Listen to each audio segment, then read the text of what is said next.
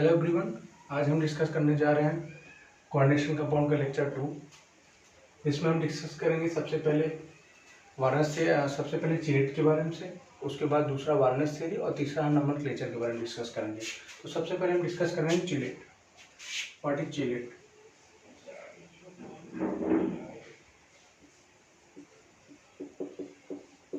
What is chelate?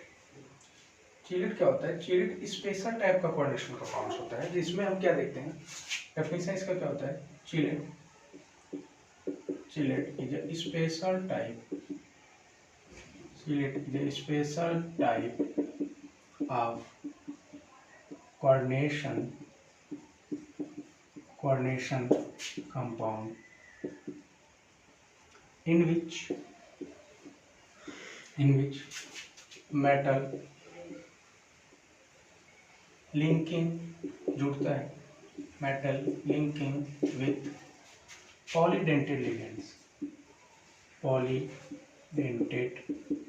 ligands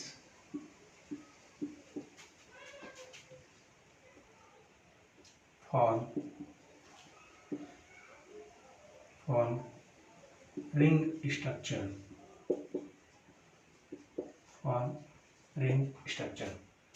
And this ring structure is called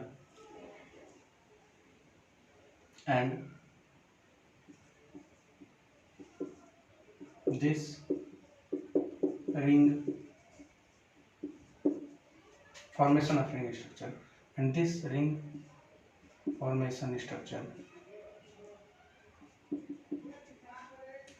formation is called chelate.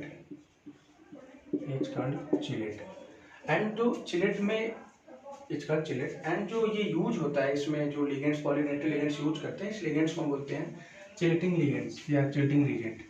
And the polydentate ligands used in this formation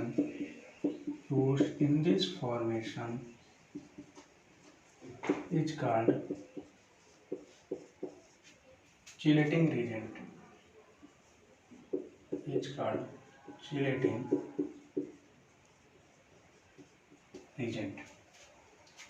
and पूरे phenomena को क्या बोलते हैं? चिलेटन। And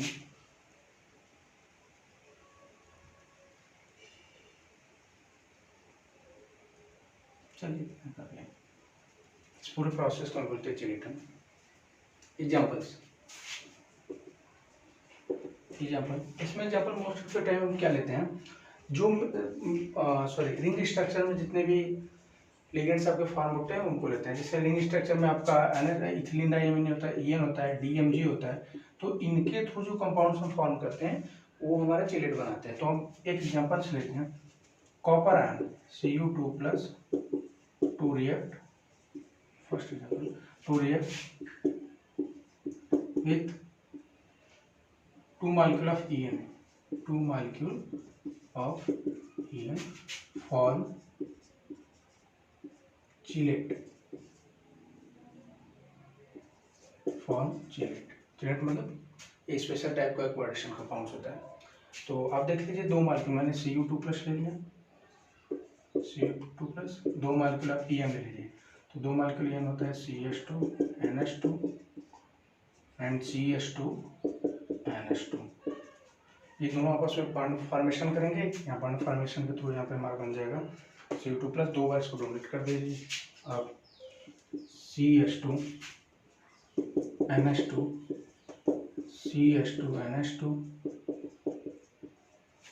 इधर भी आप ले लीजिए NH2 CH2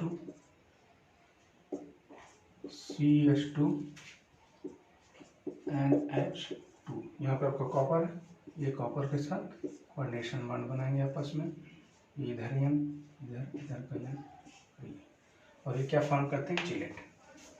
इस फॉर्मेशन को बोलते हैं चिलेटन और इस कंपाउंड को हम बोलते हैं चिलेट। दूसरा एग्जांपल है DMG के साथ आप ले लीजिए रिएक्शन। अब इसका स्क्रीनशॉट ले लीजिए, फिर दूसरा हम डिस्कस करते हैं। चलिए दूसरा हम डिस्कस करते हैं। एग्जाम्पल लेते हैं इसका, क्रिएट करें।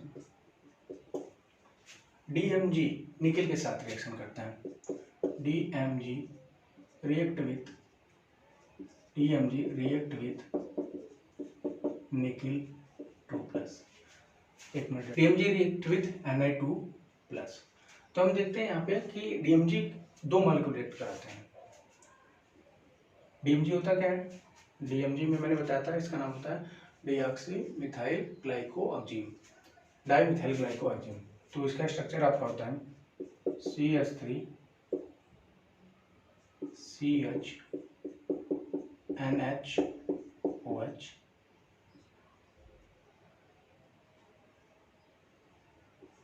CH3 CH NH OH। ये इन दोनों बात को जोड़ दीजिए। ये होता है DMG। इसका रिएक्शन आपको कराना है निकेल के साथ, Ni2+। तो दो मॉलिक्यूल इसका भी आप ले लीजिए, इधर भी आप करा दीजिए, एक मॉलिक्यूल और ले लीजिए। ऐसा करिए, इसको दो मॉलिक्यूल हम लेते हैं। तो रिएक्ट करना क्या होता है, इनके बीच में होता है क्या है, हाइब्रिडाइजेशन वो हो जाता है, हाइड्रोजन बॉन्डिंग फॉर्मेशन हो जाती है। तो हाइड्रोजन बॉन्डिंग फॉर्मेशन के लिए हम देखते हैं कैसे बनता है। तो यहाँ हो जाएगा दो मॉलिक्यूलों का CH3 CH NH OH। तो इधर हो जाएगा CH CH3 NH OH। बीच में आपका निकल हो जाएगा Ni, इधर भी आप ले लीजिए NH OH CH CH3, इधर हो जाएगा CH CH3 NH OH। तो अभी होगा क्या, अभी देखते हैं कैसे कोऑर्डिनेशन वो फॉर्म होता है। तो आप इसका O ले लीजिए, इसका H, ये आपस में बॉन्ड बनाएगा हाइड्रोजन बॉन्डिंग। अब इधर आप इसका O ले लीजिए और इसका H, इस तरीके से। बाकी आपस में डोनेट भी करते हैं, चिलेट भी बनाते हैं। तो ये फॉर्मेशन होती है। इस कंपाउंड को ऐसे कर दीजिए, यहाँ से 2H+ निकल जाता है, तो आप चाहे तो 2H+ साइड में लिख लीजिए। दिस फॉर्मेशन है इसका चिलेट, ये भी चिलेट होता है। और यहाँ पे चिलेटेड ये होता है डाइमिथाइल ग्लाइकोऑक्जिमेट बोलते हैं इसको, डाइमिथाइल ग्लाइकोऑक्जिमेट, ग्लाइको नहीं, ऑक्जिमेट आंस में टूट जाता है, ग्लाइकोऑक्जिमेट ये होता है। तो दो हमने चिलेट के बारे में पढ़ लिया। ये आपका पहला रिएक्शन था, सेकंड था, और ये आपका पहला CO। तो दोनों टाइप्स का मैंने बात किया, और भी कंपाउंड्स होते हैं, but most of the time ये आपका काम चल जाएगा इन दोनों से। एक आपका कॉपर आयन के साथ, एक निकेल आयन के साथ। तो आप इसका स्क्रीनशॉट ले लीजिए, हम आगे डिस्कस करने जा रहे हैं नॉमेनक्लेचर, सॉरी वार्नेस थ्योरी। वार्नेस थ्योरी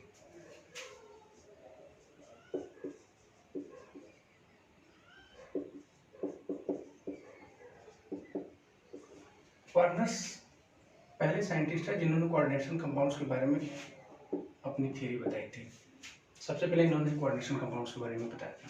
तो वार्नर बताया क्या था कि इन्होंने एक्चुअल में वार्नर्स ने कोऑर्डिनेशन कंपाउंड्स के वैलेंसीज के बारे में बताए थे कि जितने भी कोऑर्डिनेशन कंपाउंड्स होते हैं वो दो टाइप के वैलेंसी शो करते हैं, एक प्राइमरी वैलेंसी, एक सेकेंडरी वैलेंसी। प्राइमरी वैलेंसी के कॉन्सेप्ट में इन्होंने बताया ये कि प्राइमरी वैलेंसी जो होती है वो आपकी सेंट्रल मेटल एटम के ऊपर जो चार्ज होता है, यानी उसका ऑक्सीडेशन स्टेट होता है, वही उसकी प्राइमरी वैलेंसी होती है। और सेकेंडरी वैलेंसी के बारे में इन्होंने ये बताया कि सेकेंडरी वैलेंसी वो वैलेंसी होती है जो इनके कोऑर्डिनेशन स्पेयर्स के अंदर होती है। बट जनरली जो इन्होंने फार्मूला बताया था, फिर जो मॉडर्न फार्मूला निकला, बाकी ये आगे डिस्कस होने पर, तो जनरली जो फार्मूला इनका था, तो इन्होंने बताया था एक कंपाउंड लिया था CuCl3 6NH3। इसके ऊपर इन्होंने डिस्कस करके बताया था कि यहाँ पे इसका जो ऑक्सीडेशन स्टेट होता है वो इसकी प्राइमरी वैलेंसी होती है। ऑक्सीडेशन स्टेट अगर आप ऐसे निकाले तो आपको पता है NH3 का 0 होता है, क्लोरीन का -1, तो 3 -3 इधर होगा प्लस, यहाँ इसका ऑक्सीडेशन होगा +3।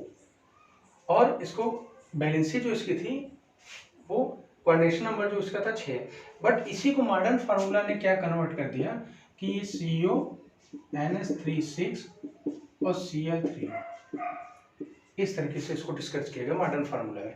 यानी उन्होंने बताया कि ये वाला जो पार्ट होता है, ये कोऑर्डिनेशन स्पेयर के अंदर वाला पार्ट, ये वाला पार्ट आपका नॉन आयनाइजेबल होता है, नॉन आयनाइजेबल, और ये वाला पार्ट जो होता है आपका आयनाइजेबल होता है। इसके भी आपको बताया गया कि जो वैलेंसी होती है, ये अंदर वाली वैलेंसी जो नंबर ऑफ कोऑर्डिनेशन नंबर होते हैं, ये सेकेंडरी वैलेंसी होती है, और ये जो होती है काउंटर है ना, इसके ऊपर ऑक्सीडेशन स्टेट आता है, इसको हम बोलते हैं प्राइमरी वैलेंसी। तो इसको डिस्कस करने के लिए जो इनका एक्सपेरिमेंट था उसको हम चेक करते हैं, इन्होंने क्या बताया था, एंड इस थ्योरी भी पढ़ते हैं। Warners propose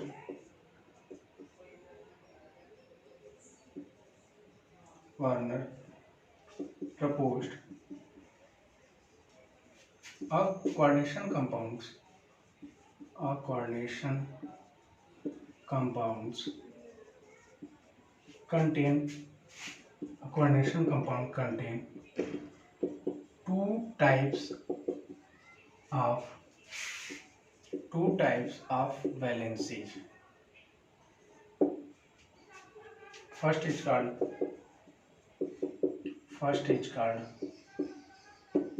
primary valency, and second is called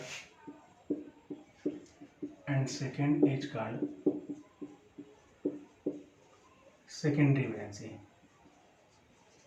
and second is called secondary valency.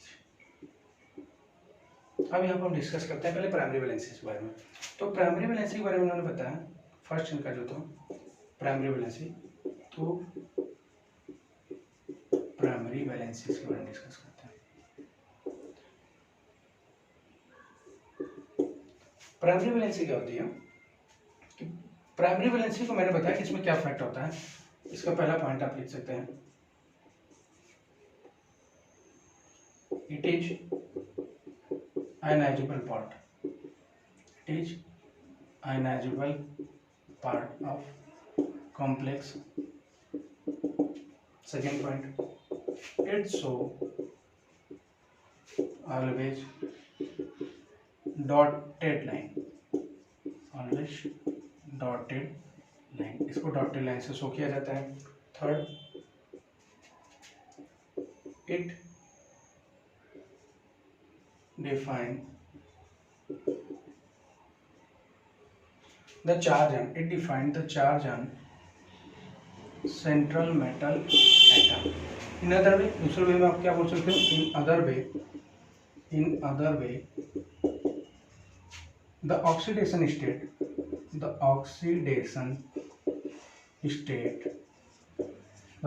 state of central metal atom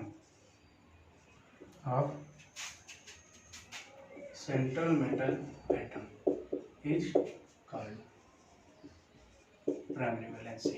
इतना इन्होंने बताया था। ये प्राइमरी वैलेंसी का कॉन्सेप्ट है।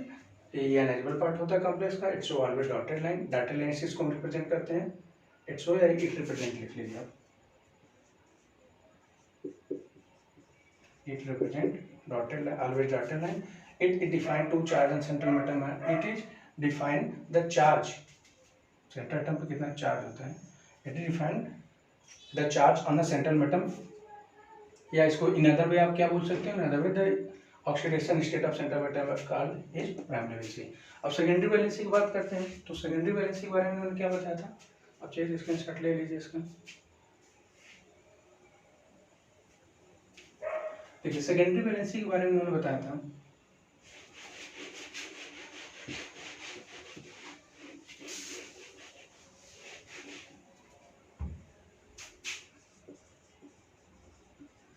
सेकेंडरी वैलेंसी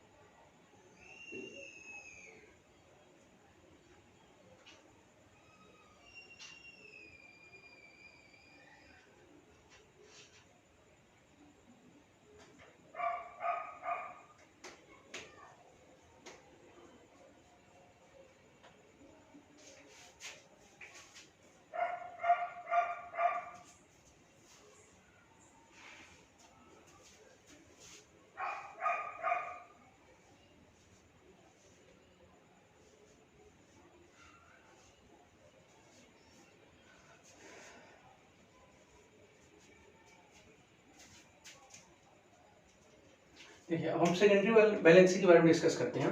तो सेकेंडरी वैलेंसी के बारे में उन्होंने बताया इट इज डिफाइंड एज, इसके पेपर पर it is defined as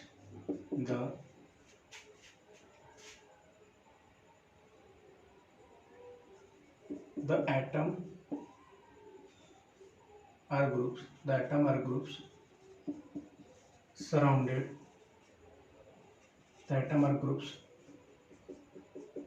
it is defined as the atom are groups surrounded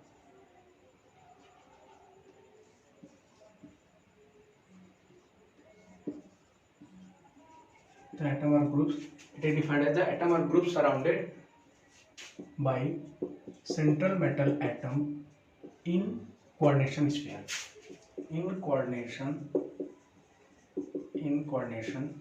sphere। इसको और दूसरे टर्म क्या होते हैं, it is also called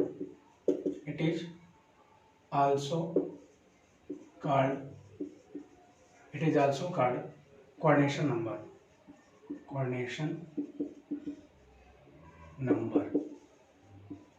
is also called coordination number। it is non-ionizable part, ये भी इसका एक पॉइंट है, it is non-ionizable part। तो यहाँ पे 3 फैक्टर था। इसको हम क्या बोलते हैं कि कोई कोऑर्डिनेशन स्फीयर के अंदर जितने भी लिगेंड्स होते हैं उसको बोला जाता है coordination sphere, secondary valency. It is also called coordination number and it is number of unequal part. एक वर्ड में आप ऐसे बोल सकते हो कि coordination number is equal to number of loan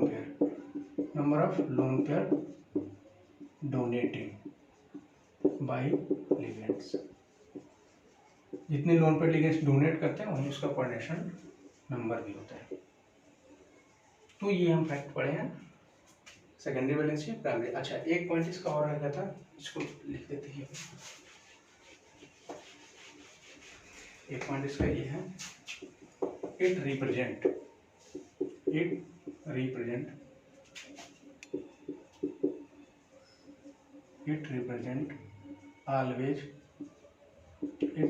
always original line,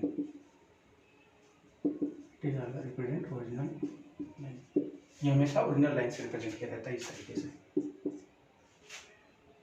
तो ये हमने डिस्कस किया प्राइमरी वैलेंसी के बारे में, सेकेंडरी वैलेंसी के बारे में। अब इसका मैं थोड़ा और डिस्कस करने जा रहा हूँ कंपाउंड्स के थ्रू। तो आप ये इसका स्क्रीनशॉट ले लीजिए। चलिए फिर आगे डिस्कस करते हैं। देखिए एक्सपेरिमेंटली इसको कैसे डिफाइन किया गया था इसके बारे में देखते हैं। हमने क्या किया, पहले कंपाउंड लिया CONS3 6Cl3। ये मॉडर्न रिकॉर्डिंग है। वार्नर्स ने जो बताया था यहाँ पे ब्रैकेट वगैरह कुछ नहीं था, उन्होंने बस इतना बताया था। हाँ वार्नर ने थोड़ा ये भी डिस्कस कर दिया था कि अगर कोई लिगेंड्स कोऑर्डिनेशन स्फीयर के अंदर 4 लिगेंड्स कंटेन करता है तो उसका शेप स्क्वायर पिनर हो सकता है या टेट्राहेड्रल हो सकता है, और 6 लिगेंड करता है तो एक्सपेक्टेड होता है कि ऑक्टाहेड्रल ही माना जाता है। बट उसके बारे में बाद में डिस्कस करेंगे हम आगे। बैलेंस बॉन्ड थ्योरी में भी काफ़ी डिस्कशन है। यहाँ पर हम डिस्कस करते हैं कि इन्होंने किया क्या था एक्सपेरिमेंटली, इनके अकॉर्डिंग आयन एनायन कितने मिलते थे, कौन आयनाइजेबल पार्ट होता था, कौन नॉन आयनाइजेबल पार्ट होता था। तो इन्होंने देखो किया क्या, पहले इसका स्ट्रक्चर ड्रा कर लेते हैं। ये हो गया CO 1 2 3 4 5 6, यहाँ पे NH3 आप लगा दिए।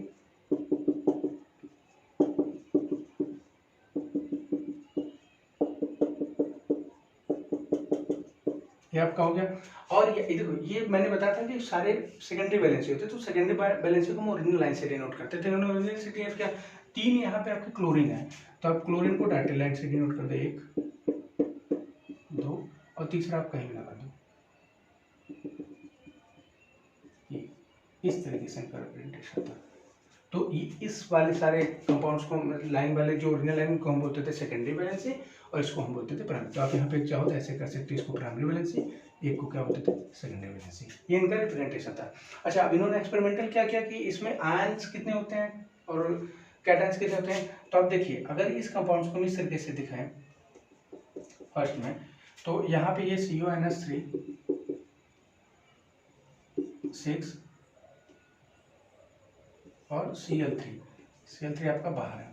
तो अगर इसमें आयंस की बात की जाए तो ये जब बॉन्ड ब्रेक होगा तो ये टूटेगा CONS3 यानी इसका जो कैटायन वाला पार्ट होगा आप यहाँ पे लिख लीजिए कैट आयन, और इधर लिख लीजिए एन आयन। आप यहाँ पर प्राइमरी वैलेंसी लिख लीजिए, यहाँ पर लिख लीजिए सेकेंडरी वैलेंसी। तो देखिए पहले केस में क्या होगा, CuNH6, तो आप इसको जो ब्रेक करेंगे तो आप देखेंगे ये पार्ट टूटेगा CuNH3 6 प्लस और 3Cl माइनस, ये टूटेगा CuNH3 6 प्लस और 3Cl माइनस। तो अब हम क्या देखते हैं कि यहाँ पे एक आयन तो ये हो गया और एक 3 आयन ये, यानी कुल मिला के 4 आयन्स मिल रहे हैं। तो 4 आयन जो यहाँ पे मिल रहे हैं, तो यहाँ पे इसका जो कैटायनिक पार्ट होगा वो CuNH3 6, ये होगा इसका कैटायनिक पार्ट, और एनायन पार्ट क्या होगा इसका 3Cl माइनस। प्राइमरी वैलेंसी क्या होगी, प्राइमरी वैलेंसी क्या होती है, ऑक्सीडेशन स्टेट। तो ऑक्सीडेशन स्टेट इसका कितना है, आप यहाँ से निकाल लीजिए, +3 ऑक्सीडेशन स्टेट आएगा, ये 0 होता है, ये -3 -3 × 3 सॉरी -1 × 3 -1 हो जाएगा +3, तो ये +3 हो गया इसका। तो प्राइमरी वैलेंसी इसका कितना है 3, सेकेंडरी वैलेंसी कितनी हो गई 6 कंपाउंड्स है तो 6 हो गई।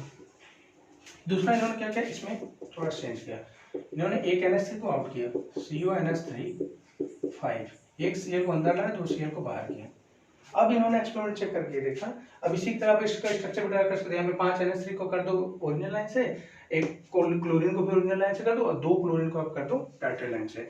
तो हम यहाँ पे चेक करते हैं, तो यहाँ पे चेक करने के बाद पता चलता है। अब इसको अगर हम तोड़े तो यहाँ पे कैटायनिक पार्ट होगा इसका CuNH3 5 प्लस 2Cl माइनस, यानी कि 3 आयन्स मिल रहे हैं, सॉरी एनायन वाला पार्ट होगा 2Cl माइनस, यानी आयन्स यहाँ पे कितने मिल रहे हैं, 1 और 2 3 आयन्स मिल रहे हैं। प्राइमरी वैलेंसी अभी 3 होगी, सेकेंडरी वैलेंसी अब कितनी होगी, सेकेंडरी वैलेंसी अभी 6 होगी, 5 1 6 सेकेंडरी वैलेंसी होगी। यहाँ पे आयन्स भी आप लिख दीजिए, टोटल आयन्स, टोटल आयन्स। तो पहले केस में आयन्स कितने मिले, 3 1 4, और दूसरे केस में आयन्स कितने मिले, 2 1 3। थर्ड इन्होंने केस लिया CuNH3 5 Cl Cl2। अब इसमें क्या किया, NH3 को एक और कम किया, CuNH3 4 और यहाँ कर दिया Cl2, यहाँ पे एक Cl। अब इसका कैटायनिक पार्ट क्या होगा, CuNH3 4 Cl2 plus anionic part होगा आपका Cl माइनस। प्राइमरी वैलेंसी अभी 3 होगी, ऑक्सीडेशन स्टेट अभी 3 आएगा, सेकेंडरी वैलेंसी आपकी क्या होगी 4 और 2। तो यहाँ पे ध्यान देना, ये प्राइमरी वैलेंसी सेकेंडरी वैलेंसी दोनों की तरह बिहेव करते हैं। क्लोरीन यहाँ पे जो है प्राइमरी वैलेंसी सेकेंडरी वैलेंसी दोनों की तरह बिहेव कर रहा है। अब यहाँ पे हो गया सेकेंडरी वैलेंसी अभी 6 है, बट आयन्स कितने हो गए, आयन्स यहाँ पे 1 और 1 2 आयन्स हुए। लास्ट केस होगा आपका 4, तो यहाँ पे फोर्थ वाला जो होगा ये इसमें क्या कर दिया, CuNH3 थ्राइस और Cl3 सबको कर दिया अंदर। तो यहाँ पे देखिए कि कोई कैटायन नहीं मिल रहा है, ना कोई एनायन मिल रहा है। प्राइमरी वैलेंसी अभी 3 है, सेकेंडरी वैलेंसी अभी 6 है, और आयन्स यहाँ पे 0 है। यही इनका एक्सपेरिमेंट था पार्ट थ्योरी का। इनके अकॉर्डिंग उन्होंने क्लोरीन को चेंज करता गया, अंदर करते गए, सेकेंडरी इसको क्लोरीन को क्या किया गया ना, सेकेंडरी वैलेंसी के अंदर कन्वर्ट करता गया। ये प्राइमरी सेकेंडरी दोनों की तरह बिहेव करता है, तो क्लोरीन को क्या करते थे, प्राइमरी सेकेंडरी की तरह कन्वर्ट करते गए, और इन्होंने देखा कि कंपाउंड्स में तुम्हारा आ रहा है, एक बार 2 आयन 3 आयन 4 आयन, इसी तरह हमें पता चलता है कि टोटल आयन पहले कंडीशन 4 फिर 3 फिर 2 फिर 0। तो ये था वार्नर्स थ्योरी का एक्सपेरिमेंटल। तो ये वाले जितने भी पार्ट होते हैं नॉन अनएनेबल पार्ट होते हैं, ये वाले पार्ट अनएनेबल होते हैं। अब इसी को ड्रा करना चाहिए, जैसे यहाँ पे 5 स्ट्रक्चर वाला है तो 5 वाले में यहाँ पे 5 को क्लोरीन को आप उससे कर दीजिए, सॉरी 5 अमोनिया को आप ओरिजिनल लाइन से कर दिए, 1 क्लोरीन को भी ओरिजिनल लाइन से कर दिए, 2 क्लोरीन को डॉटेड कर दीजिए। इसमें क्या होगा, 2 क्लोरीन ओरिजिनल लाइन से और 4 अमोनिया। तो इस तरीके से सबका स्ट्रक्चर आप ड्रा कर सकते हो, उसमें आपको नॉन अनएनेबल पार्ट मिलता जाएगा। तो आप देखिए कि यहाँ पे सब केस में प्राइमरी वैलेंसी कांस्टेंट है, सेकेंडरी वैलेंसी भी कांस्टेंट है, बट यहाँ पे सेकेंडरी वैलेंसी कांस्टेंट में एक सस्पेंस ये है कि कुछ क्लोरीन यहाँ पे प्राइमरी वैलेंसी की तरह बिहेव भी कर रहे हैं और सेकेंडरी वैलेंसी की तरह भी बिहेव कर रहे हैं। तो बाकी सारे केसेस में तो ठीक है, तो कुछ क्लोरीन जब अंदर आ जाते हो तो सेकेंडरी वैलेंसी की तरह बिहेव करने लगते हैं, जब तक वो अनएनेबल पार्ट के बाहर थे तो एक्चुअल में पूरा प्राइमरी वैलेंसी ही शो करते थे। चलिए फिर आगे हम डिस्कस करते हैं इनके एप्लीकेशन के बारे में।